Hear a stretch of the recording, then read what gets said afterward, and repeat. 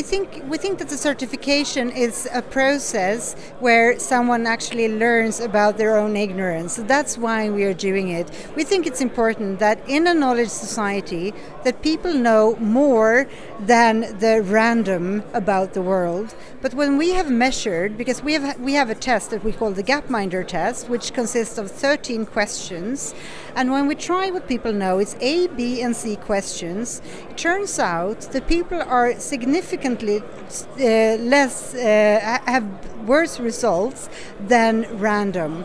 And what does that mean? It means that if it was random, they would, without reading the questions, without reading the results, just picking what A, B, and C on the questions, they should have a result around 33% because it's three alternatives, right?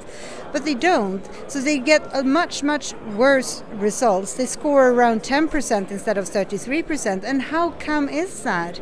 That cannot be lack of information. It is having preconceived ideas about the world, which makes us guess in a directed way where we think the world is actually worse than it is. And when we have that, it's pretty hard to actually make smart decisions, I would guess, if we're completely wrong about the world. And if we think the world is so much worse than it actually is, then there's a risk that we might feel that it is not worth doing things because it's so bad anyways.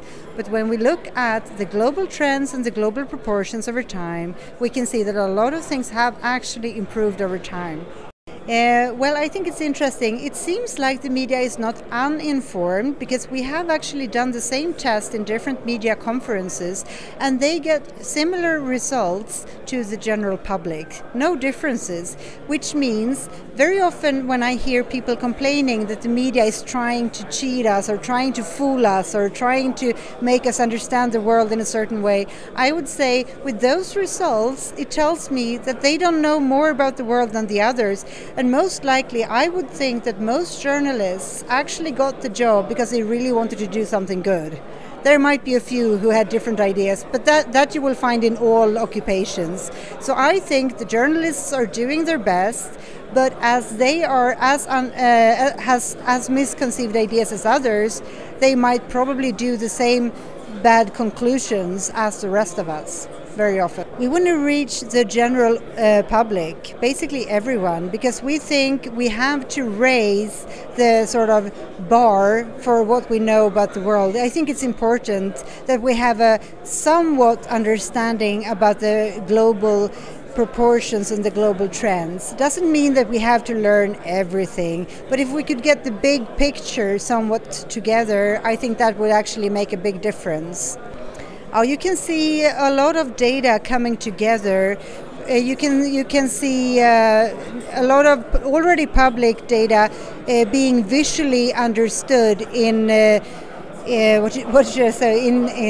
comparisons, data-driven tools. So we have a lot of data-driven tools. So you can play with them and you can actually pick the data you're interested in. If you're interested in Austria, for instance, you can highlight Austria and see what has happened over time to a lot of different indicators. So what is the health, the economy, the education, what is happening, broadly compared to other countries. And you can look at age distribution and income distribution. And you could also look, unfortunately we have no homes in Dollar Street from Austria, which we would need as well, but you can at least see other homes. You can go into homes and see what everyday life is like for normal people from homes on different income levels in 52 countries at this point. But we need more homes, so please volunteer and bring it on. It's a combination. We do have some professional photographers who work with us, but we also invite volunteers. So we want to create a community where we are actually sharing data with each other to help the others understand us as well as we can understand them. So that is what we're doing. And on our website you can also find videos and other material and teacher resources, how you can use the material in schools and so on. If we charge, it will only reach a small portion of the population, and I think information should be free. I think that's a decent baseline. I would say it's actually both. It's a lot of teachers who are using our tools regularly because they are free for anyone to use however they like, which is a pretty good thing for teachers because they cannot afford to buy expensive teaching materials. But we also have a demand from businesses because in basically all business have an R&D department and they have a limited budget to understand the world, and what we're doing freely, I mean, is trying to bring the global comparisons and the global proportions and the global trends together and make them easy to understand. So it makes sense even within corporations to make decisions about the future.